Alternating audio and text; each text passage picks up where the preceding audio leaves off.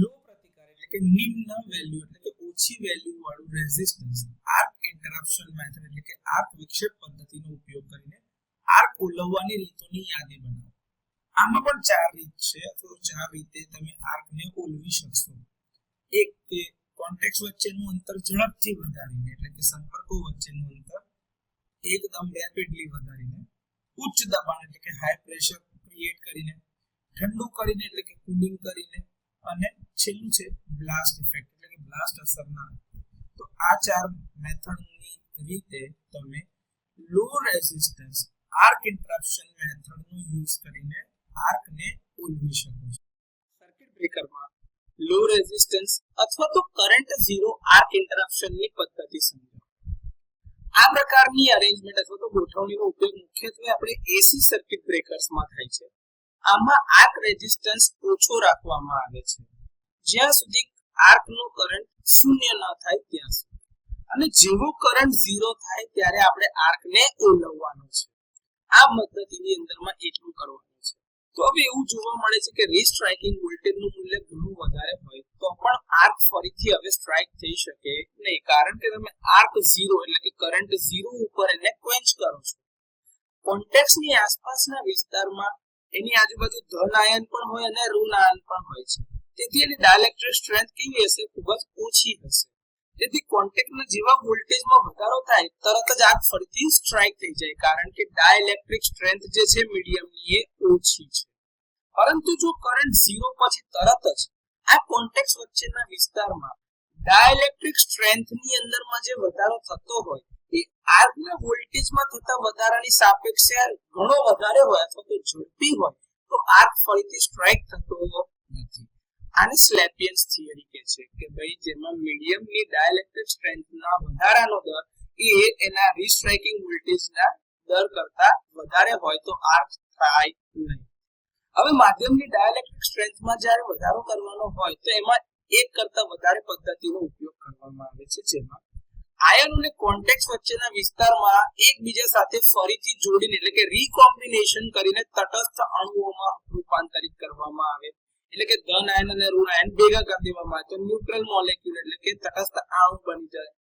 અથવા તો આયનોને આપણે દૂર કરીએ અને એની જગ્યા પર તટસ્થ અણુઓને એનું સ્થાન લેવા દઈએ તો પણ મીડિયમની ડાઇલેક્ટ્રિક સ્ટ્રેન્થમાં વધારો થાય. હવે આ રીતે માધ્યમના ડી આયનીકરણની જે પદ્ધતિ છે એને અલગ અલગ રીતે કરી શકાતું હોય છે, જેમાં એક છે કોન્ટેક્ટ વચ્ચેનું અંતર ઝડપથી વધારીને. તો ડાઇલેક્ટ્રિક સ્ટ્રેન્થ અંતર ઉપર આધારિત છે. વાહક પ્લેટો એટલે કે જે તમારા ફિક્સ કોન્ટેક્ટ અને મૂવિંગ કોન્ટેક્ટ જે હશે એની વચ્ચેનું અંતર વધારવાથી ડાઇલેક્ટ્રિક સ્ટ્રેન્થમાં વધારો થાય છે. હવે જો કોન્ટેક્ટ વચ્ચેનું અંતર ઝડપથી વધારવામાં આવે તો ડાઇલેક્ટ્રિક સ્ટ્રેન્થ પણ ઝડપથી વધશે. ડાઇલેક્ટ્રિક સ્ટ્રેન્થ વધશે તો તમારો rate of rise of restriking voltage કરતા જો એનું બિલ્ડઅપ વધારે હશે તો આર્ક રીસ્ટ્રાઇક થશે નહીં. દબાણ વધારવાથી એટલે કે પ્રેશર વધારે હોય ત્યારે ઉચ્ચ દબાણ કે જ્યારે આર્કની આસપાસનું દબાણ વધતું જાય છે તો આર્ક જે ફોર્મ થશે એને બનાવવા વાળા જે કણ છે એની ઘનતા પણ વધતી જાય છે અને ડીઆયોનાઇઝેશન પ્રક્રિયા ખૂબ જ ઝડપથી વધતી જાય છે. તેથી ડાઇલેક્ટ્રિક સ્ટ્રેન્થ પણ ઝડપથી વધે છે અને આર્ક પછી ઇન્ટરપ્ટ થાય છે. કુલિંગ આપવાથી જો આર્કને તમે ઠંડો કરવા માંગો અથવા તો ઠંડો કરતા હોય તો ડીઆયોનાઇઝેશનની પ્રક્રિયા ઝડપી બને છે, તેથી ડાઇલેક્ટ્રિક સ્ટ્રેન્થમાં વધારો ઝડપી બનશે. બ્લાસ્ટ ઇફેક્ટ અથવા તો બ્લાસ્ટ અસર આ પદ્ધતિમાં ગેસ અથવા તો ઓઇલના ફ્લશ દ્વારા આર્કના આયોનાઇઝ્ડ કણો જે હશે એ ઝડપથી દૂર કરવામાં આવે. હવે એ જે આયોનાઇઝ્ડ પાર્ટિકલ્સને તમે હટાવી દીધા એની જગ્યા ઉપર તટસ્થ અણુઓને મૂકવામાં આવે, જેના કારણે માધ્યમની ડાઇલેક્ટ્રિક સ્ટ્રેન્થમાં વધારો થશે. હવે આ વધારો ઝડપી હોવો જોઈએ રીસ્ટ્રાઇકિંગ વોલ્ટેજની સાપેક્ષે. જો એ વધારો ઝડપી હોય તો આર્ક ફરીથી સ્ટ્રાઇક થશે. તો આ રીતે સર્કિટ બ્રેકરમાં લો રેઝિસ્ટન્સ અથવા તો કરંટ ઝીરો આર્ક ઇન્ટરપ્શન પદ્ધતિથી આર્ક ઇન્ટરપ્ટ થાય છે. સર્કિટ બ્રેકરનો ઓપનિંગ ટાઈમ સમજો. જ્યારે ફોલ્ટ થાય છે ત્યારે રિલે ઓપરેટ થાય છે અને સર્કિટ બ્રેકરની ટ્રીપ કોઇલ રિલેના કોન્ટેક્ટ દ્વારા એનર્જાઇઝ થાય છે એટલે કે ક્લોઝ થવા લાગે. આને કારણે ઓપરેટિંગ મિકેનિઝમ તમારું એક્ટિવેટ થાય છે અને કોન્ટેક્ટ ઓપન થાય છે અને બ્રેકરનો જે મેઇન કોન્ટેક્ટ જે ત્યાં આગળ લાઇનમાં હતું એ ઓપન થશે, જેના કારણે હેલ્ધી પાર્ટ એટલે કે જે તમારો પાર્ટ હશે જેમાં કોઈ ફોલ્ટ નથી પાર્ટથી તે અને જેમાં ફોલ્ટી પાર્ટ જ્યારે ફોલ્ટ થશે બંને પાર્ટ એકબીજાથી અલગ થાય છે. હવે આ કોન્ટેક્ટ ખોલવાની એટલે કે ઓપન થવાની પ્રક્રિયા જે છે તાત્કાલિક નહીં થાય કારણ કે એમાં થોડો ટાઈમ લાગે છે. આ વખતે મૂવિંગ કોન્ટેક્ટ જે છે ફિક્સ કોન્ટેક્ટની અંદર અમુક ઊંડાઈ સુધી ફિક્સ કરીને બેસાડી રાખે છે. હવે જેવી આ ટ્રીપ કોઇલ એનર્જાઇઝ થાય છે તો એને આટલું અંતર કાપવું પડે છે. આ જે અંતર કાપવું પડે છે જેને ઊંડાઈ અથવા તો વાઇપ કહેવામાં આવે છે કે ભાઈ જે જોડાણ હોય એન્ગેજમેન્ટ ડેપ્થ ઓફ એન્ગેજમેન્ટ અથવા તો વાઇપ કહેવામાં આવે છે. આટલું અંતર એને કાપવા માટે જે સમય લાગે છે એને ઓપનિંગ ટાઈમ કહે છે. તો ઓપનિંગ ટાઈમની વ્યાખ્યા આ રીતે આપી શકાય કે ટ્રીપ કોઇલ એનર્જાઇઝ થાય તે ક્ષણથી કોન્ટેક્ટ અલગ થાય તે ક્ષણ સુધીનો જે સમય હોય છે તેને ઓપનિંગ ટાઈમ તરીકે ઓળખવામાં આવે છે. તો આ રીતે સર્કિટ બ્રેકરનો ઓપનિંગ ટાઈમ જરૂરી આકૃતિ સહિત સમજી શકાય. સર્કિટ બ્રેકર માટે ડેપ્થ ઓફ એન્ગેજમેન્ટ અથવા તો વાઇપને વ્યાખ્યાયિત કરો. તો સર્કિટ બ્રેકરના જે આ કોન્ટેક્ટ એટલે કે સંપર્કોને જે ખોલવાની પ્રક્રિયા જે છે એ ત્વરિત નથી એટલે કે ઇન્સ્ટન્ટેનિયસ નથી હોતી પરંતુ એમાં થોડો ટાઈમ લેગ લાગે છે. મૂવિંગ કોન્ટેક્ટ જે છે એ ચોક્કસ ઊંડાઈ સુધી ફિક્સ કોન્ટેક્ટમાં ફિક્સ કરેલા હોય છે આવી રીતે. તો જ્યારે સર્કિટ બ્રેકરની ટ્રીપ કોઇલ એનર્જાઇઝ થાય છે ત્યારે આ કોન્ટેક્ટ એટલે કે મૂવિંગ કોન્ટેક્ટ છે ફિક્સ કોન્ટેક્ટથી છૂટા પડે છે. તો એક એવી ઊંડાઈ સુધી કે જ્યાં સુધી તમારા મૂવિંગ કોન્ટેક્ટ છે ફિક્સ કોન્ટેક્ટની અંદર એટલે કે તમારો મેલ કોન્ટેક્ટ છે ફિમેલ કોન્ટેક્ટની અંદરમાં ફિક્સ એક ઊંડાઈ સુધી હોય એને ડેપ્થ ઓફ એન્ગેજમેન્ટ અથવા તો વાઇપ તરીકે ઓળખવામાં આવે છે. સર્કિટ બ્રેકરના ઓપનિંગ ટાઈમ અને આર્કિંગ ટાઈમને વ્યાખ્યાયિત કરો. તો ટ્રીપ કોઇલના એનર્જાઇઝ થવાથી લઈને કોન્ટેક્ટ એટલે કે સંપર્કોના ઓપન અથવા તો છૂટા પડવાના સમયને શરૂઆતના સમય અથવા તો ઓપનિંગ ટાઈમ તરીકે ઓળખવામાં આવે છે. હવે આર્કિંગ ટાઈમ એટલે કે સંપર્કોના ઓપન અથવા તો છૂટા પડવાની ક્ષણ ત્યારથી લઈને આર્ક ઓલવાઈ જવાની ક્ષણ એટલે કે આર્ક ક્વેન્ચ થઈ જાય એટલે કે ઓલવાઈ જાય ત્યાં સુધીનો જે સમય હોય એને આર્કિંગ ટાઈમ કહેવામાં આવે છે. સર્કિટ બ્રેકરનો કુલ બ્રેકિંગ ટાઈમ સમજો. તો કે કુલ બ્રેકિંગ ટાઈમને આ રીતે વ્યાખ્યાયિત કરી શકાય છે કે ઓપનિંગ ટાઈમ અને આર્કિંગ ટાઈમના સરવાળાને કુલ બ્રેકિંગ ટાઈમ કહેવામાં આવે છે. હવે ઓપનિંગ ટાઈમને એ રીતે વ્યાખ્યાયિત કરીશું કે ટ્રીપ કોઇલ એનર્જાઇઝ થાય તે ક્ષણથી કોન્ટેક્ટ એકબીજાથી અલગ થાય એટલે કે મૂવિંગ કોન્ટેક્ટ અને ફિક્સ કોન્ટેક્ટ એકબીજાથી અલગ થાય તે ક્ષણ સુધીનો જે સમય છે એને ઓપનિંગ ટાઈમ કહેવાય છે. કોન્ટેક્ટ અલગ થયાના જે ઇન્સ્ટન્ટ એટલે કે ક્ષણથી આર્ક ઓલવાઈ જાય ત્યાં સુધીનો જે સમય છે એને આર્કિંગ ટાઈમ કહેવાય છે. આ રીતે ટ્રીપ કોઇલ એનર્જાઇઝ થયાથી આર્ક ઓલવાઈ જવા સુધીનો જે સમય છે એને કુલ બ્રેકિંગ ટાઈમ તરીકે ઓળખવામાં આવે છે. તો આ રીતે સર્કિટ બ્રેકરનો કુલ બ્રેકિંગ ટાઈમ સમજાવી શકાય. સર્કિટ બ્રેકરના સંદર્ભમાં આર્ક વોલ્ટેજ અને રિકવરી વોલ્ટેજને વ્યાખ્યાયિત કરો. તો આર્કિંગ સમયગાળા દરમિયાનમાં ફિક્સ અને મૂવિંગ કોન્ટેક્ટની વચ્ચે આવતા વોલ્ટેજને આર્ક વોલ્ટેજ કહેવામાં આવે છે.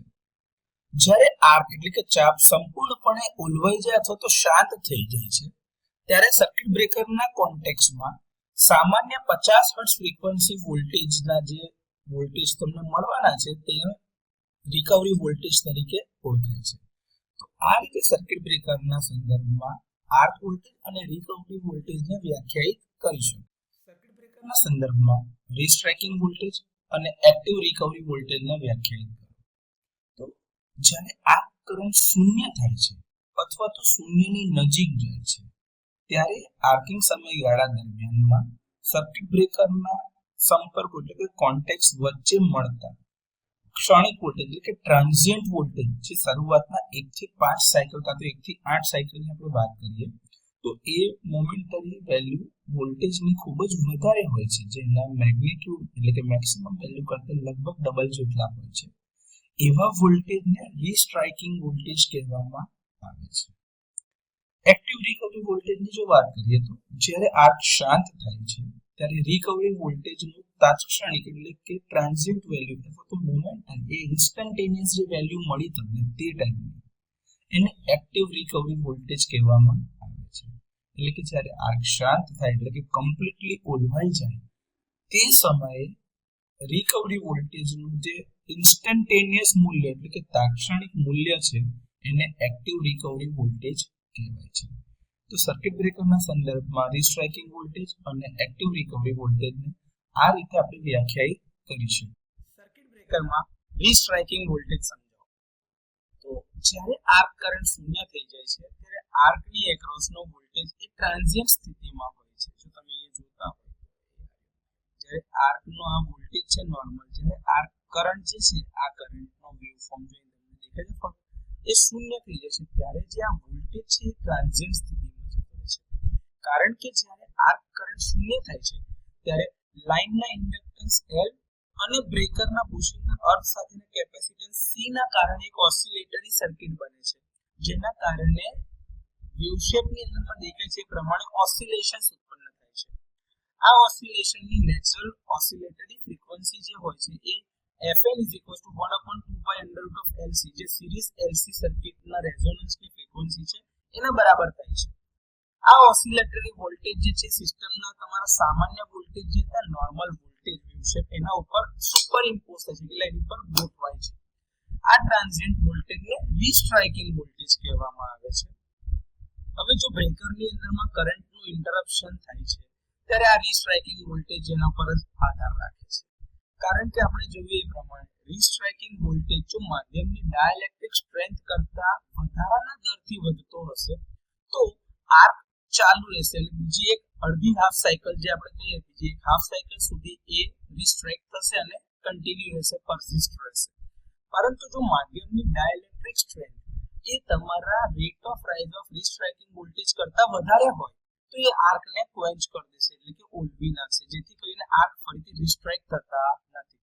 એટલે કે માધ્યમના જે વોલ્ટેજ આ જે આર્ક જે છે એ ચાલુ રહેવા માટે રીસ્ટ્રાઇકિંગ વોલ્ટેજ જવાબદાર છે.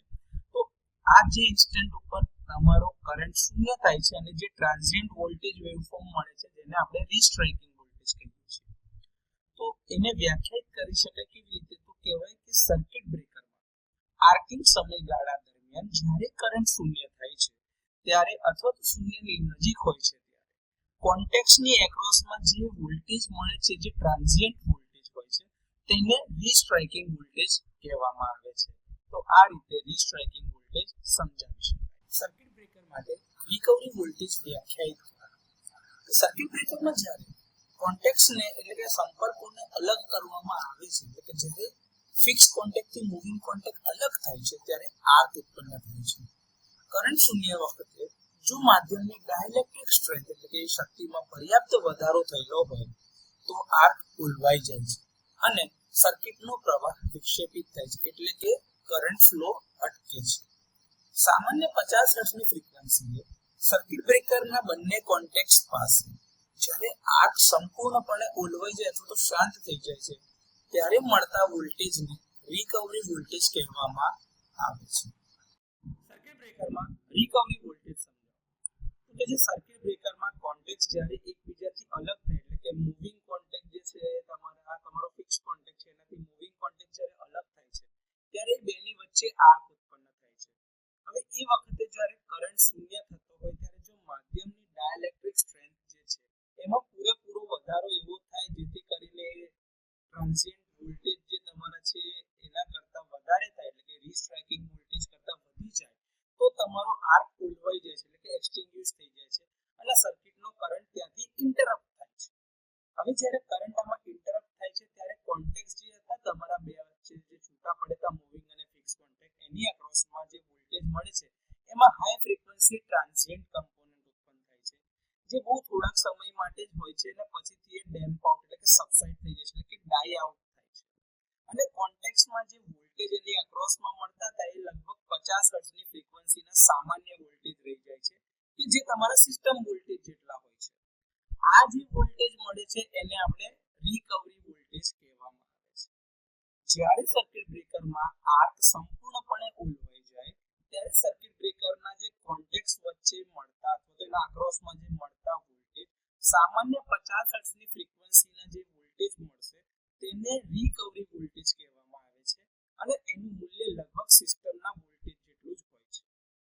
મલ્ટીપોલ સર્કિટ બ્રેકરની જ્યારે વાત કરતા હોય ત્યારે બે ફેઝની વચ્ચે જે વોલ્ટેજ મળે છે એને રિકવરી વોલ્ટેજ VR કહેવામાં અને એક જ પોલના બે કોન્ટેક્ટ આ સર્કિટ બ્રેકરના જે બે કોન્ટેક્ટ છે એની વચ્ચે જે વોલ્ટેજ મળે છે તેને રિકવરી વોલ્ટેજ કમ્પોનન્ટ VRC તરીકે ઓળખવામાં આવે છે. તો આ રીતે સર્કિટ બ્રેકરમાં રિકવરી વોલ્ટેજ વ્યાખ્યાયિત કરી શકાય અને સમજી શકાય. એક્ટિવ રિકવરી વોલ્ટેજ કયા પરિબળો પર આધાર રાખે છે તેની યાદી.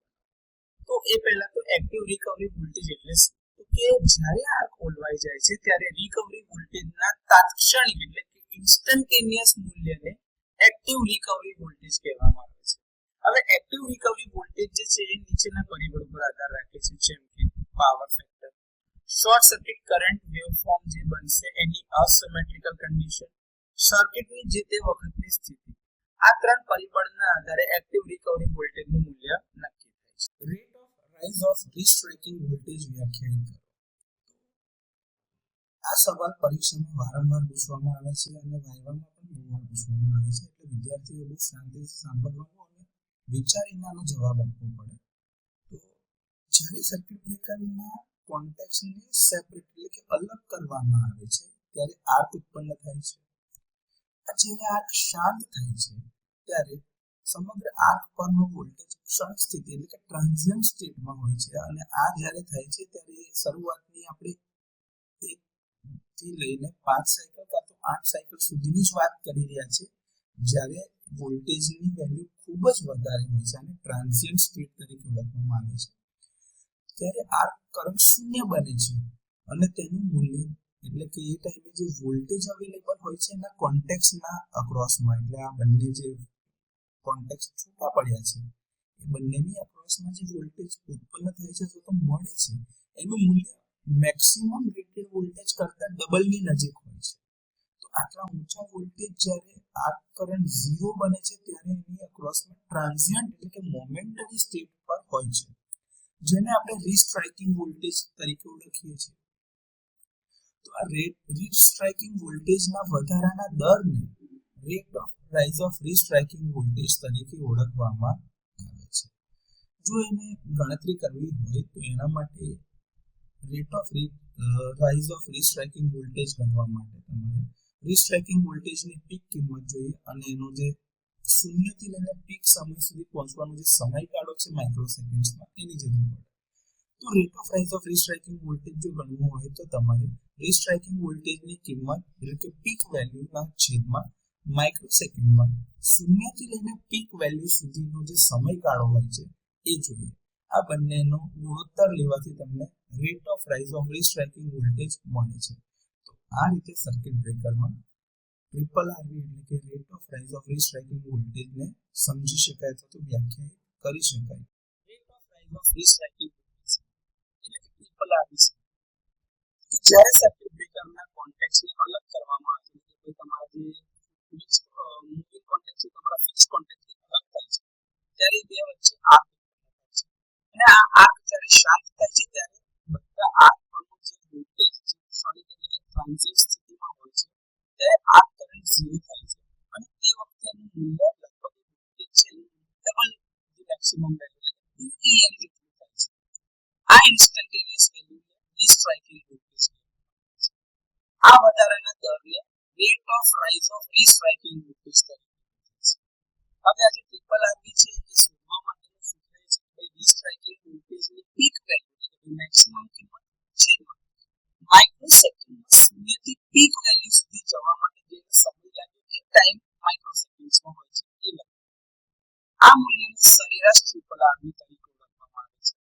હવે આ રેફરન્સમાં એટલે સંદર્ભમાં બીજી બી એક ટર્મ છે જેને કહેવાય છે maximum rate of rise of restriking voltage અને એ વોલ્ટેજ કર્વના મેક્સિમમ સ્લોપ એટલે કે જે ઢાળ હશે એના ઉપરથી વ્યક્ત કરવામાં આવે છે. જો rate of rise of restriking voltage એ માધ્યમના ડાઇલેક્ટ્રિક સ્ટ્રેન્થના વધારાના દર કરતા વધારે હોય તો આર્ક ફરીથી સ્ટ્રાઇક કરે છે અને બીજી એક હાફ સાયકલ સુધી ચાલે છે. પરંતુ જો માધ્યમના ડાઇલેક્ટ્રિક સ્ટ્રેન્થનો વધારાનો દર એ rate of rise of restriking voltage કરતા વધારે હશે તો આર્ક ફરીથી સ્ટ્રાઇક થશે નહીં, એટલે કે આર્ક ક્વેન્ચ થઈ જશે. આ જે સ્ટેટમેન્ટ છે એ તમારું સ્લેપલેસ થિયરી પરનું સ્ટેટમેન્ટ છે. ટ્રિપલ આરવીનું મૂલ્ય રિકવરી વોલ્ટેજ અને તે વખતે જે ઓસિલેશનની નેચરલ ફ્રીક્વન્સી હોય છે fn = 1/2π √LC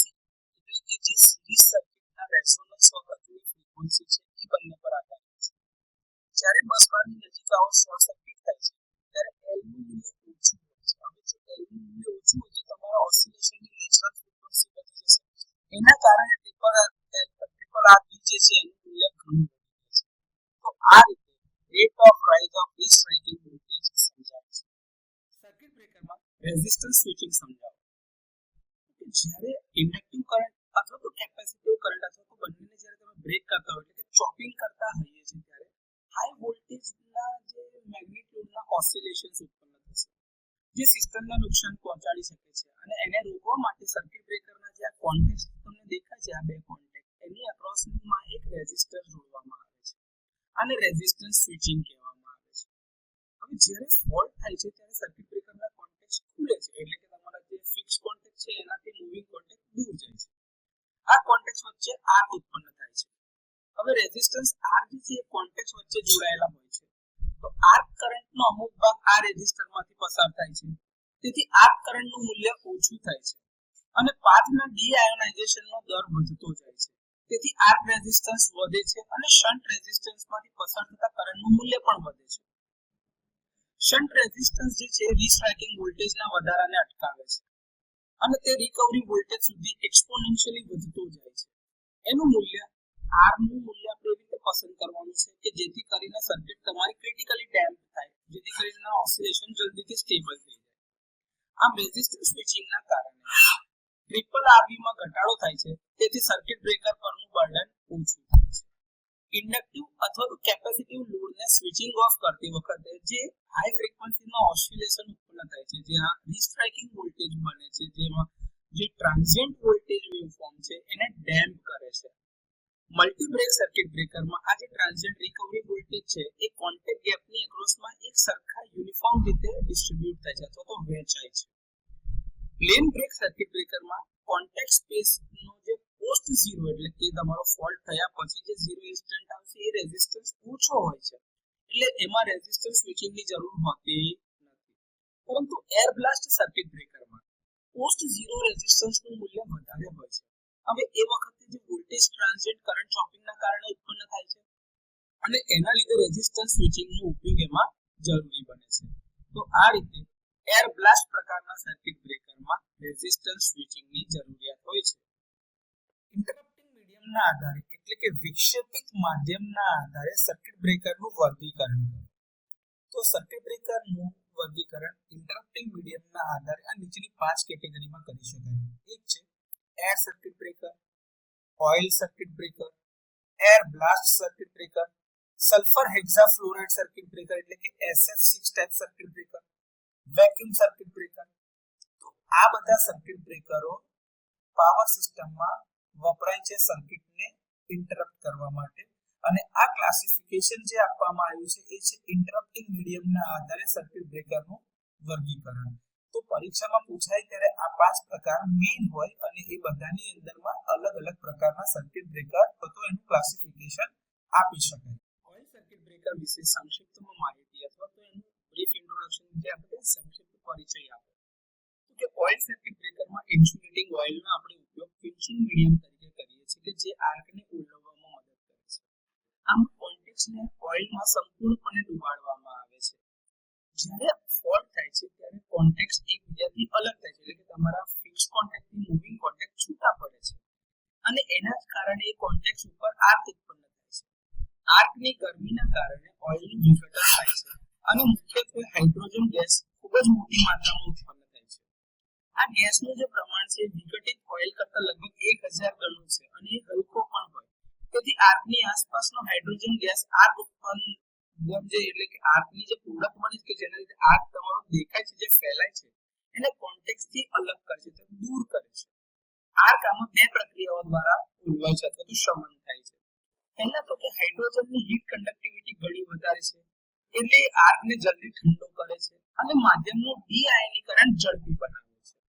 હવે બીજું કે જ્યારે હાઇડ્રોજન ગેસ છે એના કારણે ટર્બ્યુલન્સ ઉત્પન્ન થાય છે એટલે કે આજુબાજુમાં કોન્ટેક્ટની આજુબાજુમાં ઝડપથી ફેલાય છે. તેથી ઓઇલ કોન્ટેક્ટ વચ્ચેની જગ્યામાં ઝડપથી ફેલાય છે અને આર્ક પ્રોડક્ટ જે છે એ કોન્ટેક્ટથી દૂર થાય છે. અને આર્ક આ બે મેથડથી અથવા તો બે પ્રક્રિયાઓ જે સાથે સાથે ચાલે છે એના કારણે આર્ક ખોલવાય છે અથવા તો ક્વેન્ચ થાય છે. આ રીતે ઓઇલ સર્કિટ બ્રેકરની અંદરમાં આર્ક ક્વિન્ચિંગ થાય છે અને ઓઇલ સર્કિટ બ્રેકરનું બ્રીફ ઇન્ફોર્મેશન અથવા તો બ્રીફ ઇન્ટ્રોડક્શન વાત છે જેમાં સંક્ષિપ્તમાં એનો પરિચય આપેલો છે. ઓઇલ સર્કિટ બ્રેકરના ફાયદા અને ગેરફાયદા લખો તો આગની ઉર્જા ઓઇલ દ્વારા શોષાય છે અને એના કારણે સારી ઠંડકનો ગુણધર્મ એટલે કે કુલિંગ પ્રોપર્ટી ધરાવતો હાઇડ્રોજન ગેસ ઉત્પન્ન થાય છે જેના કારણે આર્ક જલ્દીથી ઓલવાય એટલે કે આર્ક શમન ફટાફટ થાય છે એટલે કે એના લીધે આર્ક શમન જલ્દી થાય છે. ઓઇલમાં ઇન્સ્યુલેટિંગ પ્રોપર્ટી છે તેથી લાઈવ કંડક્ટર અને ગ્રાઉન્ડ વચ્ચે ઓછા ક્લિયરન્સની જરૂર હોય છે. ઓઇલ કુલિંગ મીડિયમ તરીકે પણ કામ કરે છે એટલે કે કુલિંગ પ્રોપર્ટી પણ આપે છે તો ઇન્સ્યુલેશનની સાથે સાથે કુલિંગ પણ આપે છે. ઓઇલ કરંટ 0 થયા બાદ ઉચ્ચ ડાઇલેક્ટ્રિક સ્ટ્રેન્થ ધરાવતા ઓઇલ એ બંને કોન્ટેક્ટની વચ્ચે આવે છે જેના કારણે આર્ક જલ્દીથી ઓલવાઈ જાય છે. આની થોડી મર્યાદાઓ પણ છે જેમ કે જ્યારે ઓઇલનું વિઘટન થાય છે ત્યારે વાયુઓ જે ઉત્પન્ન થાય છે જેના કારણે વિસ્ફોટક મિશ્રણ બની શકે છે એટલે જોખમી પુરવાર થઈ શકે છે. ઓઇલના વિઘટનના કારણે કાર્બન ઉત્પન્ન થાય છે અને તેની ડાઇલેક્ટ્રિક સ્ટ્રેન્થમાં ઘટાડો કરે છે તેથી તેને સમયાંતરે તપાસ અથવા તો ઓઇલ ફિલ્ટરિંગ અથવા તો રિપ્લેસમેન્ટની જરૂરિયાત રહે છે. ઓઇલ અત્યંત જ્વલનશીલ હોવાના કારણે જો કોઈ કેસમાં આવું થાય તો એ આગ લાગવાની સંભાવના રહે છે અને અકસ્માત થઈ શકે છે. તો આ થોડા ઓઇલ સર્કિટ બ્રેકરના ફાયદા અને ગેરફાયદા હોય છે. ઓઇલ સર્કિટ બ્રેકરને વર્ગીકૃત કરો તો આ સવાલ પરીક્ષામાં 2 કે 3 માર્ક્સ માટે વારંવાર પૂછવામાં આવે છે તો વિદ્યાર્થીઓ બહુ સાચવીને લખવાનું છે અને બહુ સરળ પણ છે યાદ રાખવા માટે. ઓઇલ સર્કિટ બ્રેકરના ક્લાસિફિકેશનને મુખ્યત્વે 2 રીતે કરી શકાય. એક છે bulk oil content type circuit breaker અને બીજું છે minimum oil content type circuit breaker. એટલે પહેલું છે bulk oil circuit breaker BOCB અને બીજું છે મિનિમમ ઓઇલ સર્કિટ બ્રેકર જેને આપણે MOCB ટાઈપ સર્કિટ બ્રેકર કહીએ છીએ. આ બલ્ક ઓઇલ કન્ટેન્ટ ટાઈપની અંદર બીજા 2 ભાગ પડે છે.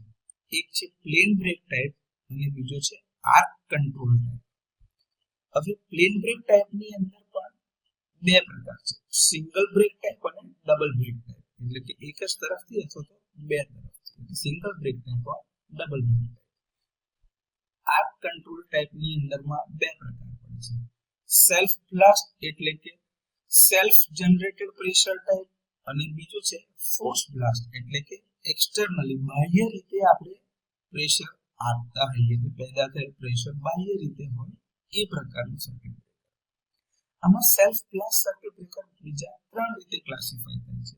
એક છે પ્લેન એક્સપ્લોઝન પોટ, બીજું છે ક્રોસ જેટ એક્સપ્લોઝન પોટ અને ત્રીજું છે સેલ્ફ કમ્પન્સેટેડ એક્સપ્લોઝન પોટ.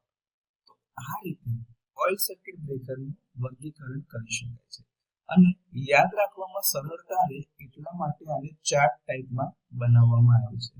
તો આ રીતે તમે ઓઇલ સર્કિટ બ્રેકરનું વર્ગીકરણ આપી શકો અને પરીક્ષામાં સારી રીતે જવાબ લખી શકો. બલ્ક ઓઇલ કન્ટેન્ટ સર્કિટ બ્રેકરનો સંક્ષિપ્તમાં પરિચય. તો આ પ્રકારના સર્કિટ બ્રેકરની અંદરમાં જે નામમાં જ લખેલું છે બલ્ક ઓઇલ કન્ટેન્ટ એટલે કે બહુ મોટી માત્રામાં ઓઇલનો જથ્થો એટલે કે ક્વોન્ટિટી હોય છે. આ ઓઇલના 2 કાર્યો છે. એક કે આર્કને શમન કરવાનું એટલે કે શાંત કરવાનું એટલે કે ક્વેન્ચ કરવાનું અને બીજું અર્થથી લાઈવ ભાગને ઇન્સ્યુલેટ કરવાનું. આ સર્કિટ બ્રેકરની રચનાના 2 પ્રકાર છે. એક છે પ્લેન બ્રેક સર્કિટ બ્રેકર અને બીજા છે આર્ક કંટ્રોલ સર્કિટ બ્રેકર. હવે પહેલા પ્રકારમાં આર્કને કંટ્રોલ કરવા માટે બહારથી એક્સટર્નલી તમારે કોઈ બીજા ડિવાઇસ કા તો ઉપકરણ લગાવવાની જરૂર પડતી નથી. આમાં કોન્ટેક્ટની ઉપર જે ઓઇલનું લેવલ હશે એના નેચરલ હેડના કારણે જે પ્રેશર આવશે એટલે કે જે દબાણ આવશે એના લીધે કુદરતી રીતે આર્ક તમારો ક્વેન્ચ થાય છે અથવા તો કંટ્રોલ થાય છે. આમાં 2 પ્રકાર છે સિંગલ બ્રેક ટાઈપ અને double break type. Arc control પ્રકારના સર્કિટ બ્રેકરમાં આર્કને વિવિધ અલગ મેથડ દ્વારા કંટ્રોલ કરવામાં આવે છે. સેલ્ફ બ્લાસ્ટ અથવા તો સેલ્ફ જનરેટેડ પ્રેશર પ્રકારમાં આર્કની એનર્જીના કારણે જે પ્રેશર ઉત્પન્ન થાય છે તેનો જ ઉપયોગ કરીને આપણે આર્કને ક્વેન્ચ કરીએ છીએ એટલે કે આર્કને કંટ્રોલ કરીએ છીએ. આમાં 3 પ્રકાર છે. એમાં પહેલું છે પ્લેન એક્સપ્લોઝન પોટ, બીજું છે ક્રોસ જેટ એક્સપ્લોઝન પોટ અને ત્રીજું છે self explosion pot. Force blast અથવા તો એક્સટર્નલી જનરેટેડ પ્રેશર પ્રકારમાં બાહ્ય ઉપકરણ એટલે કે બહારથી કોઈ ડિવાઇસ લગાડીને તેના દ્વારા દબાણ ઉત્પન્ન કરવામાં આવે છે અને એના દ્વારા આર્કને ક્વેન્ચ અથવા તો કંટ્રોલ કરવામાં આવે છે. તો આ રીતે બલ્ક ઓઇલ કન્ટેન્ટ સર્કિટ બ્રેકરનું આ તમારું સંક્ષિપ્તનું ઇન્ટ્રોડક્શન અથવા તો પરિચય છે.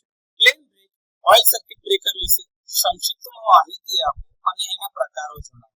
તો આ પ્રકારના સર્કિટ બ્રેકરમાં એક અર્થ કરેલી મોટી ટાંકી હોય છે જેમાં ફિક્સ અને મૂવિંગ કોન્ટેક્ટ્સને મૂકવામાં આવે છે.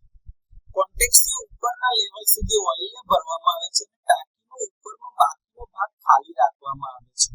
કારણ કે જ્યારે ઓઇલ ગરમ થાય છે ત્યારે એનું જે ડીકમ્પોઝિશન થાય છે એટલે કે એના વિઘટનના કારણે ગેસીસ ઉત્પન્ન થાય છે અને ગેસ હવામાં ઉપર તરફ જાય છે હલકા હોય તો એના માટે થોડી ટેન્કમાં જગ્યા રાખવામાં આવે છે જે એર કુશન તરીકે કામ કરે છે.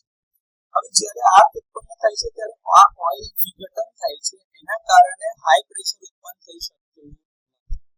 તો આ લો પ્રેશર ટાઈપના સર્કિટ બ્રેકર છે અને આમાં બે પ્રકારની રચના હોય છે.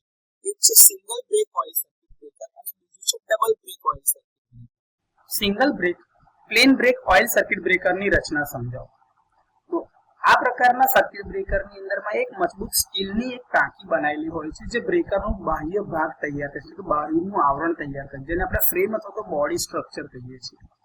એ આંશિક રીતે ઇન્સ્યુલેટિંગ ઓઇલ એટલે કે ટ્રાન્સફોર્મર ઓઇલથી ભરેલી હોય છે અને સલામતી પૂરી પાડવા માટે એને આપણે અમુક પોઈન્ટથી અર્થ કરેલી રાખી છે, ગ્રાઉન્ડેડ કરેલી રાખી જેથી ઓપરેટરને કાં તો કોઈને અડકવા પર કરંટ ના થાય. ફિક્સ કોન્ટેક્ટ ટાંકીની અંદર મૂકેલા હોય છે, મજબૂત રીતે એને સપોર્ટ આપેલા હોય છે અને ઓઇલની અંદર સારી રીતે ડૂબાડેલા હોય છે. સારી કન્ડક્ટિવિટી નક્કી કરવા માટે એટલે કે એની અંદરમાં રેઝિસ્ટિવિટી ઘણી ઓછી હોય તે માટે આ કોન્ટેક્ટ જે છે તાંબા અથવા તો તાંબાની મિશ્ર ધાતુના બનેલા હોય છે અને બુશિંગ્સ જે ઉપર લગાડેલી હોય છે એના દ્વારા બાહ્ય સર્કિટ સાથે જોડવામાં આવે છે બ્રેકરને. કોપર બાર અથવા તો ટ્યુબ્યુલર કોન્ટેક્ટ કે જે ફિક્સ કોન્ટેક્ટની અંદરમાં અંદર અને બહારની મૂવમેન્ટ કરી શકે તે મૂવિંગ કોન્ટેક્ટ તરીકે આમાં વર્તે છે. ટાંકીની બહાર મૂકવામાં આવેલ ઓપરેટિંગ મિકેનિઝમ દ્વારા આપણે એને ઓપરેટ કરીએ છીએ જે ઇન્સ્યુલેટિંગ રોડ દ્વારા જોડાયેલું છે. હવે જ્યારે બ્રેકર ક્લોઝ થાય છે ત્યારે ફિક્સ કોન્ટેક્ટમાં આ મૂવિંગ કોન્ટેક્ટ છે ચુસ્તપણે એમાં ફિટ થઈ જાય છે જેથી કરીને એકદમ ઓછા રેઝિસ્ટન્સ વાળો પાથ સુનિશ્ચિત કરે છે અને કરંટને સરળતાથી પાસ થવા દે છે. પોર્સેલિન અથવા તો કમ્પોઝિટ મટીરિયલમાંથી આના બુશિંગ્સ તૈયાર કરવામાં આવે છે જે ટ્રાન્સફોર્મ જે આ ટેન્ક છે તમારી બ્રેકરની એની ઉપરની સાઈડ ઉપર કવર ઉપર માઉન્ટ કરવામાં આવે છે. આ ગ્રાઉન્ડેડ ટેન્ક દ્વારા કરંટ વહન કરતા જે આ કંડક્ટર છે એ કોઈ પણ પ્રકારના લીકેજ વગર કરંટ ફ્લો કરે છે અને એને સપોર્ટ આ બુશિંગ દ્વારા આપે છે. ઓઇલ જે છે ટાંકીના ચોક્કસ એક લેવલ સુધી જ ભરવામાં આવે છે, પૂરેપૂરું ભરવામાં નથી આવતું કારણ કે જ્યારે તમારું ઓઇલ ગરમ થાય છે અથવા તો ફોલ્ટ થાય કે આર્ક સ્ટ્રાઇક થાય છે ત્યારે એના લીધે ઓઇલનું વિઘટન થાય છે અને આ ઓઇલનું વિઘટન થવાના કારણે એમાં ગેસીસ ઉત્પન્ન થાય છે અને આ ગેસમાં મુખ્યત્વે હાઇડ્રોજન, મિથેન અને ઇથિલિન જેવા ગેસ ઉત્પન્ન થાય છે કે જે ટેન્કમાં ઉપર તરફ જાય છે અને એટલે જ એના સંગ્રહ એટલે કે કલેક્શન માટે ત્યાં ઉપર જગ્યા છોડેલી હોય છે. હવે આ જે ગેસ ઉત્પન્ન થાય છે એ આર્કને ઠંડુ કરવામાં અને ડીઆયોનાઇઝ કરવામાં મદદ કરે છે અને આ રીતે આર્કને નબળો પાડે છે અથવા તો સ્ટ્રાઇક થતો અટકાવે છે અથવા તો જલ્દીથી એને ક્વેન્ચ કરે છે. ટાંકીની બહાર માઉન્ટ થયેલ જે મિકેનિકલ આપણા જે રોડ છે અને સોલેનોઇડ આધારિત ઓપરેશન બી કરી શકાય છે જેથી કરીને ઓપરેટિંગ મિકેનિઝમ સરળતાથી ઓપન અથવા તો ક્લોઝ ઓપરેશન કરી શકે. એને ઇન્સ્યુલેટેડ ઓપરેટિંગ રોડ દ્વારા મૂવિંગ કોન્ટેક્ટ સાથે આપણે જોડેલું રાખીએ છીએ અને બ્રેકરને ઝડપથી ઓપન અને ક્લોઝ કરવા માટે જ મદદરૂપ થાય છે. ઓઇલ લીકેજ અટકાવવા માટે ટાંકીનું જે કવર છે એને બોલ્ટ અને એની વચ્ચે ગાસ્કેટ મૂકીને એને સીલ કરે છે જેથી કરીને મોઇસ્ચર પણ અંદર જઈ શકે નહીં અને ઓઇલનું લીકેજ પણ ન થાય. બુશિંગ્સ અને ઓપરેટિંગ રોડ માટે પણ માઉન્ટિંગ તૈયાર કરવામાં આવે છે જે ટાંકીની ઉપરના ભાગમાં હોય છે. તો આ રીતે single break, plain break oil circuit બ્રેકરની રચના સમજી શકાશે. Single break, plain break oil circuit બ્રેકરની કામગીરી આકૃતિ સાથે સમજાવો. તો અહીંયા તમે આકૃતિમાં જોઈ શકતા હોય એ પ્રમાણમાં તમારી આ એક ટાંકી છે કે જેની અંદરમાં ઓઇલ ભરેલું છે જે સ્ટીલની ટાંકી છે કે જે આંશિક રીતે ઇન્સ્યુલેટિંગ ઓઇલથી ભરેલી છે અને આ ઇન્સ્યુલેટિંગ ઓઇલ એટલે જે તમારું ટ્રાન્સફોર્મર ઓઇલ છે તેનાથી જ ભરેલી છે. હવે નોર્મલ પરિસ્થિતિની અંદરમાં મૂવિંગ કોન્ટેક્ટ જે છે ઓઇલની અંદરમાં તમારા ફિક્સ કોન્ટેક્ટની સાથે જોડાયેલા છે જો તમે જોતા હોય તો આ તમારો કરંટનો પાથ છે કે આ ઇનકમિંગ કરંટ છે જે અહીંયા આગળ બુશિંગ્સમાં થઈને કોન્ટેક્ટમાં ફિક્સ કોન્ટેક્ટમાં આવે છે, ત્યાંથી તમારા મૂવિંગ કોન્ટેક્ટમાં થઈને કરંટ અહીંયાથી બહાર નીકળી રહ્યો છે. તો આ રીતે તમારું કરંટ જે છે કોઈ પણ ઇન્ટરપ્શન વિના કોન્ટેક્ટમાંથી પસાર થઈ રહ્યો છે. હવે જ્યારે ફોલ્ટ આવે છે અથવા તો જ્યારે તમે એને ઓપન કરી રહ્યા છો તે ટાઈમે પ્રોટેક્ટિવ રિલે જે છે એને ટ્રીપ સિગ્નલ આપે છે, જેના કારણે તમારા મૂવિંગ કોન્ટેક્ટ જે છે આ મિકેનિઝમ મૂકેલું છે, આ લીવર અરેન્જમેન્ટ જે દેખાય છે, આ મૂવિંગ કોન્ટેક્ટ જે છે એને ફિક્સ કોન્ટેક્ટથી અલગ કરે છે, જેના કારણે ફિક્સ કોન્ટેક્ટ જે તમારા મૂવિંગ કોન્ટેક્ટથી અલગ થાય છે. હવે જેમ જેમ આ કોન્ટેક્ટ એકબીજાથી અલગ થાય તેમ તેમ ઓઇલની અંદર તેમની વચ્ચે એક આર્ક ઉત્પન્ન થશે, કારણ કે કોન્ટેક્ટ એકબીજાથી સેપરેટ થઈ રહ્યા છે. આ આર્કનું ટેમ્પરેચર ખૂબ જ વધારે હોવાના કારણે આ ઓઇલ જે અંદર આજુબાજુ ભરેલું છે એનું વિઘટન થશે, ડીકમ્પોઝિશન, જેમાં મુખ્યત્વે હાઇડ્રોજન, મિથેન જેવા ગેસીસ એટલે કે વાયુ ઉત્પન્ન થશે અને ઇથિલિન ઉત્પન્ન થાય છે. આ હાઇડ્રોજન ગેસ જે છે આર્કની આજુબાજુ થોડા પરપોટા એટલે કે બબલ્સ તૈયાર કરે છે અને કુલિંગ અને ડીઆયોનાઇઝેશનની જે અસર થશે એના કારણે આર્ક તમારો ઠંડો થતો જશે. હવે આર્ક જ્યારે ઠંડો થાય છે ત્યારે આજુબાજુના માધ્યમની ડાયઇલેક્ટ્રિક સ્ટ્રેન્થમાં પણ વધારો થતો જાય છે. આખરે કરંટ ઝીરો એટલે કે નેચરલ કરંટ ઝીરો ઇન્સ્ટન્ટ આવશે તે ટાઈમ દરમિયાન તમારો આર્ક ક્વેન્ચ થાય છે એટલે કે ઓલવાઈ જાય છે. અને આર્ક ઓલવાઈ ગયા પછી પણ આ કોન્ટેક્ટ અત્યારે હજી સેપરેટ પોઝિશનમાં છે એટલે કે અલગ જ રહે છે અને સર્કિટ તમારી ઓપન પરિસ્થિતિમાં છે. ઓઇલનું બીજું એક કામ એ છે કે તે લાઈવ પાર્ટ અને ગ્રાઉન્ડેડ ટેન્ક જે છે એ બંનેની વચ્ચે ઇન્સ્યુલેશન પૂરું પાડવાનું પણ કામ કરે છે. જો મેં તમને અગાઉ બી કીધું કે ભાઈ અહીંયા આગળ જે ટાંકી જે છે એમાં ઉપરનો ભાગ ખાલી રાખવામાં આવે છે કે જે એર કુશન તરીકે કામ કરે છે. આના કન્સ્ટ્રક્શનમાં આપણે ઓલરેડી આની વાત ડિસ્કસ કરેલી છે. તો આ રીતે single break, plain break, oil circuit બ્રેકરની કામગીરી થાય છે. Double break, plain break, oil circuit બ્રેકરની રચના આકૃતિ સાથે સમજાવો. તો આમાં આકૃતિમાં દર્શાવ્યા મુજબ જો તમે જોઈ શકતા હોય તો આમાં એક સ્ટીલની બનેલી મજબૂત ટાંકી હોય છે કે જે એની આઉટર બોડી અથવા તો ફ્રેમ બનાવે છે અને એમાં આંશિક રીતે આપણે જોતા હોય તો ઓઇલ ભરેલું છે. આ ઇન્સ્યુલેટિંગ ઓઇલ છે જે ટ્રાન્સફોર્મર ઓઇલ સાદી ભાષામાં જણાય છે અથવા તો લોકો ઓળખે છે, એનાથી ભરવામાં આવે છે અને સલામતી પૂરી પાડવા માટે એને બે છેડા પરથી આપણે અર્થ કરેલી હોય છે એટલે કે ગ્રાઉન્ડેડ રાખે છે, જેથી કરીને લીકેજ કરંટ અગર જો આવતો હોય બોડી પર તો ઓપરેટરને શોક ના લાગે. એટલે સેફટીના કારણે આપણે એને અર્થ કરીએ છીએ. પોર્સેલિન અથવા તો કમ્પોઝિટ મટીરિયલમાંથી બનેલી આ બુશિંગ્સ જે છે એ કવરની ઉપર લગાડવામાં આવે છે કે જેની અંદરમાં ફિક્સ કોન્ટેક્ટને માઉન્ટ કરવામાં આવે છે. હવે આ જે ફિક્સ કોન્ટેક્ટ હોય છે એના દ્વારા જ કરંટનું વહન થતું હોય છે. એટલે કે કરંટ તમારો એન્ટર થાય છે બુશિંગ્સ દ્વારા ફિક્સ કોન્ટેક્ટથી મૂવિંગ કોન્ટેક્ટમાં થઈને અહીંયા આગળથી મૂવિંગ કોન્ટેક્ટથી ફિક્સ કોન્ટેક્ટથી બુશિંગમાં થઈને કરંટ બહાર જાય છે. હવે આ જે બુશિંગ્સ છે એ ગ્રાઉન્ડેડ ટેન્કની ઉપર સપોર્ટથી માઉન્ટ કરેલી હોય છે કે જે કોઈ પણ પ્રકારના લીકેજ વગર કરંટનું વહન કરે છે. હવે જે દરેક છેડા જે છે આ બે તમારા જે ફિક્સ કોન્ટેક્ટ છે એક આ બાજુ અને એક આ બાજુ, આ બંને જે છે ઓઇલમાં ડુબાડેલા રાખેલા છે જેથી કરીને એને સારું એવું ઇન્સ્યુલેશન અને કુલિંગ મળતું રહે, જેથી કરીને કરંટનું વહન કરતી વખતે એ વધારે ગરમ ન થાય. બે ફિક્સ કોન્ટેક્ટ વચ્ચે એક મૂવિંગ કોન્ટેક્ટ રોડ મૂકેલો છે જે ઇન્સ્યુલેટિંગ રોડ છે જે ઓપરેટિંગ મિકેનિઝમ દ્વારા ફિક્સ કોન્ટેક્ટમાંથી મૂવિંગ કોન્ટેક્ટને છૂટા પાડવા માટે ઉપયોગી છે. હવે જ્યારે આ કોન્ટેક્ટ જે તમારું છે આ રોડ ઉપર તરફ છે ત્યારે આ મૂવિંગ કોન્ટેક્ટ છે ફિક્સ કોન્ટેક્ટમાં ફિટ થયેલા છે, જેથી કરીને કરંટનું વહન અહીંયા આગળથી કરંટ એન્ટર થયો આ બુશિંગમાં થઈને ફિક્સ કોન્ટેક્ટથી આ મૂવિંગ કોન્ટેક્ટમાં, મૂવિંગ કોન્ટેક્ટથી આ ફિક્સ કોન્ટેક્ટમાં થઈને બુશિંગ્સ દ્વારા અહીંયા આગળથી કરંટ બહાર લઈ જવામાં આવે છે. હવે જ્યારે ફોલ્ટ થાય છે ત્યારે બ્રેકરની જે કોઇલ છે એનર્જાઇઝ થશે રિલેના કમાન્ડથી. હવે બ્રેકર એનર્જાઇઝ થવાના કારણે એના મૂવિંગ કોન્ટેક્ટ છે ફિક્સ કોન્ટેક્ટથી છૂટા પડશે. એ છૂટા પડશે ત્યારે એની આજુબાજુમાં આર્ક લાગશે અથવા તો આર્ક ઉત્પન્ન થશે. આ આર્ક ઉત્પન્ન થવાના કારણે આજુબાજુ ગેસીસ ઉત્પન્ન થશે, કારણ કે જે ઓઇલ છે એનું વિઘટન થશે. ઓઇલના વિઘટનના કારણે મુખ્યત્વે હાઇડ્રોજન, મિથેન અને ઇથિલિન જેવા ગેસીસ વાયુઓ ઉત્પન્ન થાય છે કે જે આ ટેન્કના ઉપરના ભાગમાં સંગ્રહ થાય છે. હવે આ જે ગેસીસ જે આજુબાજુ થાય છે એ બે રીતે કામ કરે છે. એક કે કુલિંગ તો કરે છે પણ સાથે સાથે ડીઆયોનાઇઝિંગ કરે છે આજુબાજુના વાતાવરણ, જેથી કરીને આર્ક જલ્દી ઓલવાઈ જાય છે અને આર્ક વાળા જે બી એનર્જી ઉત્પન્ન થાય છે એ બી એમાં શોષાઈ જશે. તો આ રીતે double break, plain break, oil circuit બ્રેકરની રચના આકૃતિમાં બતાવ્યા પ્રમાણે લખી શકાશે. Double break, plain break oil circuit બ્રેકરનું કાર્ય સમજો.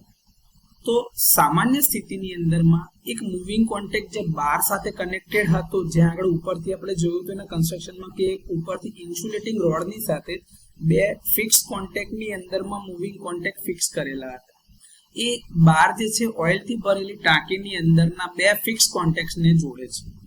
કરંટ એક લાઇન બુશિંગથી એન્ટર થશે, પછી ત્યાંથી ફિક્સ કોન્ટેક્ટમાં થઈને મૂવિંગ કોન્ટેક્ટમાં, અને ત્યાંથી પછી પાછા બીજા મૂવિંગ કોન્ટેક્ટથી ફિક્સ કોન્ટેક્ટમાં થઈને બીજી લાઇન બુશિંગ દ્વારા બહાર જાય છે. આ લાઇન બુશિંગ છે ઉપર જે આપણી ટેન્કનું જે કવર હતું એની અંદરમાં ફિટ કરવામાં આવે છે, જ્યાં ઉપર ઇન્સ્યુલેટિંગ રોડ પણ ફિટ કરવાની વ્યવસ્થા છે. હવે જ્યારે કોઈ ખામી સર્જાય એટલે કે ફોલ્ટ થાય છે ત્યારે પ્રોટેક્ટિવ રિલે ટ્રીપ કોઇલને એનર્જાઇઝ કરે છે, જેના કારણે ઓપરેટિંગ મિકેનિઝમ એક્ટિવ થવાના કારણે આ મૂવિંગ કોન્ટેક્ટ જે છે એ રોડ જે છે નીચે તરફ એને ગતિ કરે છે. એટલે મૂવિંગ કોન્ટેક્ટ તમારા ફિક્સ કોન્ટેક્ટથી છૂટા પડતા જાય છે, જે બંને ફિક્સ કોન્ટેક્ટમાંથી એક સાથે બહાર તરફ ખેંચાશે. આના લીધે એક સાથે આ કોન્ટેક્ટ સેપરેશનના કારણે બે અલગ અલગ જગ્યાઓ ઉપર કોન્ટેક્ટ સેપરેશનના કારણે બ્રેક ક્રિએટ થાય છે, અથવા તો ગેપ ક્રિએટ થાય છે, જેની અંદરમાં આર્ક ઉત્પન્ન થાય છે. કારણ કે કોન્ટેક્ટ સેપરેશનના કારણે આજુબાજુના ભાગમાં આર્ક ઉત્પન્ન થશે. હવે જેમ જેમ આ કોન્ટેક્ટ એકબીજાથી દૂર થતા જાય છે તેમ તેમ ઓઇલની અંદર સિરીઝમાં બે અલગ અલગ આર્ક ઉત્પન્ન થતા જાય છે, અને આર્ક જે છે આજુબાજુના ઓઇલનું વિઘટન કરે છે, જેના કારણે વાયુ એટલે કે ગેસીસ ઉત્પન્ન થાય છે. આ ગેસ જે ઉત્પન્ન થયા એમાં મુખ્યત્વે હાઇડ્રોજન, મિથેન અને ઇથિલિન જેવા ગેસીસ મુખ્યત્વે ઉત્પન્ન થાય છે. હવે આર્કની આસપાસ બનેલા ઉચ્ચ પ્રેશરવાળા હાઇડ્રોજન ગેસના જે બબલ્સ એટલે કે પરપોટા ક્રિએટ થાય છે, એના દ્વારા કુલિંગ અસર મળે છે, જે આર્કનું તાપમાન ઓછું કરે છે, અને સાથે ડીઆયોનાઇઝિંગ ઇફેક્ટ થાય છે, જેના કારણે માધ્યમની ડાયલેક્ટ્રિક સ્ટ્રેન્થમાં વધારો થાય છે. હવે આ ડાયલેક્ટ્રિક સ્ટ્રેન્થ વધવાના કારણે માધ્યમમાં જે આર્ક ક્વેન્ચ થવા છે એનો દર વધી જાય છે, અને રીસ્ટ્રાઇકિંગ થવાનો દર ઓછો થઈ જાય છે. હવે સિરીઝની અંદરમાં એક સાથે બે આર્ક ઉત્પન્ન થાય છે, એના કારણે કુલ આર્ક વોલ્ટેજ એક જ સિંગલ બ્રેક પ્રકારનું જે આપણું બ્રેકર હતું એની સાપેક્ષે અહીંયા ડબલ થઈ જાય છે, અને આમાં ઝડપી અને વધુ વિશ્વસનીય આર્ક એક્સટિંગ્યુશન અથવા તો આર્ક ઇન્ટરપ્શન કરવામાં આપણને મદદરૂપ થાય છે. ઓલ્ટરનેટિંગ કરંટના નેચરલ ઝીરો એટલે કે કુદરતી ઝીરો પર આર્ક ઓલવાઈ જાય છે, અને આસપાસનો હાઇડ્રોજન ગેસ જે છે ઇન્સ્યુલેશનની સ્ટ્રેન્થને ઝડપથી પુનઃસ્થાપિત એટલે કે રિસ્ટોર કરે છે. સર્કિટને તમારી ઓપન જ રાખે છે, જેના કારણે ફોલ્ટ કરંટ વહેતો અટકે છે, અને આ રીતે double break plain break oil circuit breaker arc એક્સટિંગ્યુશનનું કામ કરે છે, અને આ રીતે પોતાનું કાર્ય બજાવે. પ્લેન બ્રેક ઓઇલ સર્કિટ બ્રેકરના ફાયદાઓ જણાવો. તો ઘણા બધા ફાયદાઓ છે, એમાંના થોડા આજે ડિસ્કસ કરીએ છીએ. એક કે ડિઝાઇન અને રચના ખૂબ જ સરળ છે, જેના કારણે એનું મેન્યુફેક્ચરિંગ એટલે કે ઉત્પાદન અને ઓપરેશન સરળ બને છે. બીજું કે તે મધ્યમ ફોલ્ટ પરિસ્થિતિઓમાં કરંટના વિશ્વસનીય ઇન્ટરપ્શન માટે ઉપયોગી છે, કારણ કે ઓઇલ જે છે એના આધારે આર્ક ઇન્ટરપ્શન થઈ રહ્યું છે. ઓઇલ જે છે એ બે રીતે કામ કરે છે. એક તો કે આર્ક ક્વિન્ચિંગ મીડિયમ તરીકે પણ એ કામનું છે, અને બીજું લાઈવ ભાગ ને અર્થ વચ્ચેના ઇન્સ્યુલેટિંગ મીડિયમ તરીકે પણ ઓઇલ જ કામ કરે છે. આ જે ઓઇલ છે આર્ક દરમિયાન ઉત્પન્ન થતી ગરમીને શોષી લે છે, કોન્ટેક્ટ્સને ઠંડા કરવામાં મદદ કરે છે. ઓઇલની સારી ડાયલેક્ટ્રિક સ્ટ્રેન્થના કારણે તેનો ઉપયોગ મધ્યમથી હાઈ વોલ્ટેજ સિસ્ટમ માટે થઈ શકે છે. આધુનિક સર્કિટ બ્રેકર્સ કરતા રચના અને ઇન્સ્ટોલેશનનો ખર્ચ તુલનાત્મક રીતે ઘણો ઓછો આવે છે. આ પ્લેન બ્રેક ઓઇલ સર્કિટ બ્રેકરના થોડા ફાયદાઓ. પ્લેન બ્રેક ઓઇલ સર્કિટ બ્રેકરના ગેરફાયદાઓ જણાવો. તો ઘણા બધા ગેરફાયદાઓ હોઈ શકે છે, એમાંના થોડા આપણે અહીંયા આજે ડિસ્કસ કરી રહ્યા છે. એમાં એક છે આર્કને બુઝાવવા માટે અને ઇન્સ્યુલેશન આપવા માટે ઘણું ઓઇલ જરૂરી હોય છે, જેના કારણે આ પ્રકારના બ્રેકરનું કદ અને વજન વધારે હોય છે. આર્કિંગ દરમિયાન ઓઇલનું વિઘટન થાય છે, જેના કારણે હાઇડ્રોજન જેવા વાયુઓ ઉત્પન્ન થાય છે. આ વાયુઓ ખૂબ જ વિસ્ફોટક હોઈ શકે છે, અને એના કારણે આગ લાગવાનું જોખમ ઊભું થઈ શકે છે. હવે આર્કિંગ દરમિયાન જે કાર્બનના કણો ઉત્સર્જિત થયા હોય એના કારણે ઓઇલ પ્રદૂષિત થાય છે, જેના માટે નિયમિત ઇન્સ્પેક્શન અને રિપ્લેસમેન્ટની જરૂર પડે છે. ઓઇલ સર્કિટ બ્રેકર્સમાં આર્ક બુઝાવવાની પ્રક્રિયા SF6 અને વેક્યુમ સર્કિટ બ્રેકર્સ જેવા આધુનિક પ્રકારના બ્રેકર્સની સાપેક્ષે તુલનામાં જો ગણતરી કરવામાં આવે તો ઘણી ધીમી છે. વારંવારની કામગીરીને કારણે ઓઇલની ગુણવત્તા ઝડપથી બગડે છે, અને કોન્ટેક પરનું ધોવાણ પણ વધે છે.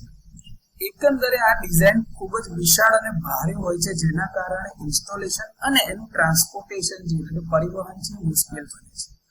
આર્કને ક્વેન્ચ ફક્ત ઇન્સ્યુલેટિંગ રોડ દ્વારા આર્કની લંબાઈમાં વધારો કરીને જ કરવામાં આવે છે. હવે વધુ આર્ક લંબાઈ પ્રકારના આર્ક કંટ્રોલના કારણે આનો આર્કિંગ સમય વધતો જાય છે, જે ફિઝિબલ નથી અથવા તો જે માન્ય નથી અથવા તો અત્યારના આધુનિક સર્કિટ બ્રેકરની સાપેક્ષે ખૂબ જ વધારે છે.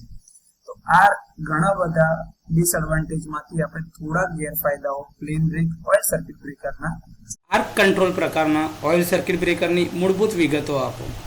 તો કે છે પ્લેન બ્રેક પ્રકારના ઓઇલ સર્કિટ બ્રેકરની આપણે જે વાત કરી હતી એમાં આર્ક કંટ્રોલ કરવાની કોઈ ખાસ બીજી વ્યવસ્થા નથી.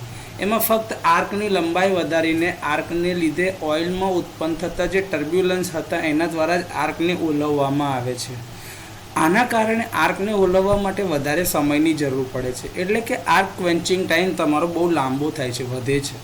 જો સમય ઓછો કરવો હોય તો બીજી કોઈ પદ્ધતિ એટલે કે મેથડ દ્વારા આર્કને કંટ્રોલ કરવો જરૂરી બને છે, જેથી કરીને પ્રેશરાઇઝ્ડ કરીને ઓઇલની મદદથી તમે આર્કને જલ્દીથી કંટ્રોલ કરી શકો. તો એ controlled type oil circuit breaker કહેવામાં આવે છે. આ સર્કિટ બ્રેકર્સ બે પ્રકારના હોય છે: self blast oil circuit breaker અથવા તો self generated pressure oil type circuit breaker, અને બીજા છે force blast oil circuit breaker અથવા તો external generated pressure oil circuit breaker. તો આ રીતે આર્ક કંટ્રોલ પ્રકારના ઓઇલ સર્કિટ બ્રેકરની આ મૂળભૂત માહિતી છે. સેલ્ફ બ્લાસ્ટ ઓઇલ સર્કિટ બ્રેકરની મૂળભૂત વિગતો આપો. તો એવું કે છે self blast oil circuit breaker એ એક પ્રકારનું ઓઇલ સર્કિટ બ્રેકર છે જેમાં આર્કને ઓલવવા માટે અથવા તો બુઝાવવા માટે જે જરૂરી ઉર્જા છે એ આર્કમાંથી જ મેળવવામાં આવે છે. આ પ્રકારના સર્કિટ બ્રેકરમાં આર્ક તેના દ્વારા ઉત્પન્ન થતા પ્રેશર દ્વારા જ કંટ્રોલ થાય છે, અને આ માટે કોન્ટેક્ટની આસપાસ પ્રેશર ચેમ્બર આપેલું હોય છે. આ પ્રેશર ચેમ્બર જે છે એનું કદ નાનું હોવાના કારણે જે ઓઇલનું વિઘટન થવાના કારણે ગેસ ઉત્પન્ન થાય છે, એનું પ્રેશર વધે છે. ઓઇલ અને ગેસ જે છે આર્ક સ્પેસમાં જાય છે અને આર્કને ઓલવે છે અથવા તો શાંત કરે છે અથવા તો ક્વેન્ચ કરે છે.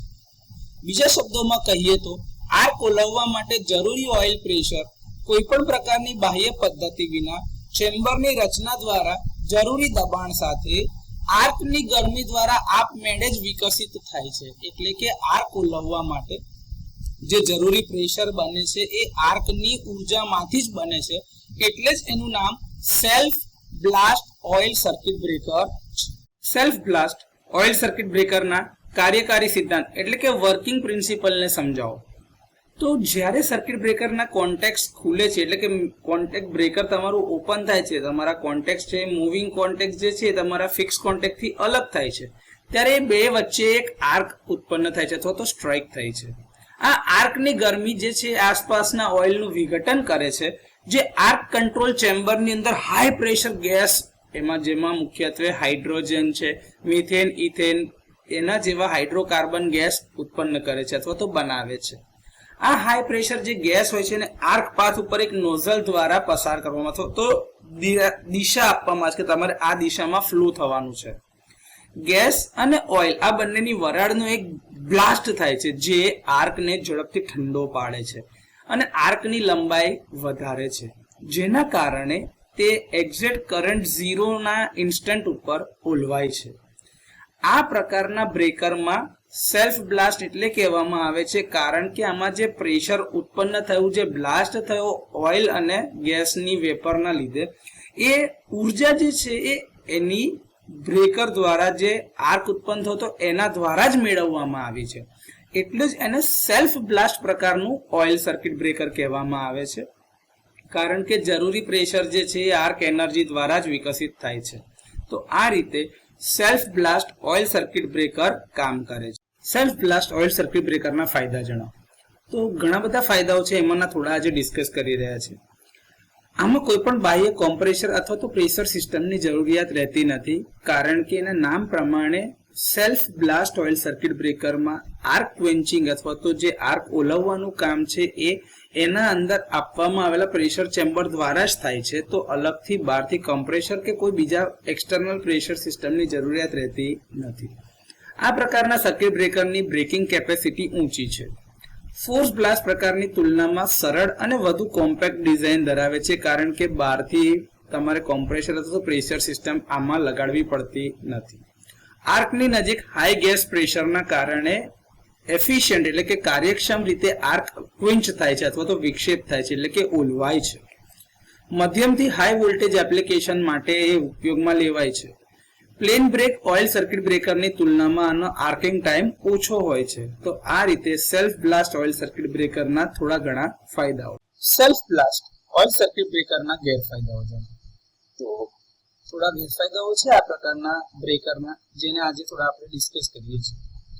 કે આર્ક જે ઉત્પન્ન થાય છે એ ઓઇલનું વિઘટન કરે છે, જેના કારણે કાર્બન જમા થાય છે, જે ઓઇલની ડાઇલેક્ટ્રિક સ્ટ્રેન્થને ઘટાડે છે. આના માટે વારંવાર ઓઇલનું ફિલ્ટરેશન અથવા તો રિપ્લેસમેન્ટ જરૂરી બને છે. ઓઇલ જે છે એ જ્વલનશીલ છે એટલે કે ઇન્ફ્લેમેબલ છે, ઝડપથી આગ પકડી લે છે. અને આર્કિંગ દરમિયાન જે ઉત્પન્ન થાય છે ગેસીસ, એમાં મુખ્યત્વે હાઇડ્રોજન જેવા ગેસ છે, લીકેજ અથવા તો ફોલ્ટના કિસ્સામાં બ્લાસ્ટ અથવા તો એટલે કે વિસ્ફોટ અથવા તો આગનું કારણ બની શકે છે.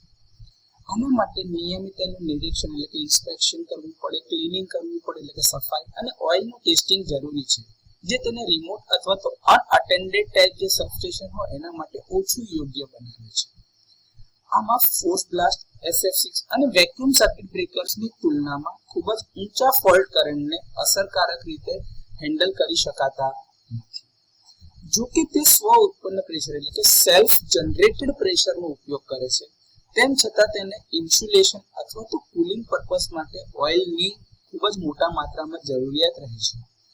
સતત આર્કિંગ ના કારણે ઓઇલના કેમિકલ ડીકમ્પોઝિશન એટલે કે રાસાયણિક વિઘટન તરફ એને દોરી જાય છે, જેનાથી સ્લજ જમા થાય છે એટલે કે કાર્બનનું જે સ્લજ જમા થાય નીચે એટલે કે એક રગડો થઈ જાય છે ઓઇલમાં, અને ગેસ ઉત્પન્ન થાય છે, જે એની કામગીરીને અસર કરે છે. આ ઉત્પન્ન થતું દબાણ જે છે ફોલ્ટ કરંટની તીવ્રતાની ઉપર આધાર રાખે છે. એટલે આવા પ્રકારના બ્રેકર્સની ડિઝાઇન કરવી થોડી અટપટી એટલે કે મુશ્કેલ બને છે. આધુનિક પ્રકારના બ્રેકર્સ કરતા તે ભારે છે અને ઓછા કોમ્પેક્ટ છે. આ થોડા ડિસએડવાન્ટેજીસ એટલે કે ગેરફાયદાઓ છે સેલ્ફ બ્લાસ્ટ ઓઇલ સર્કિટ બ્રેકરના.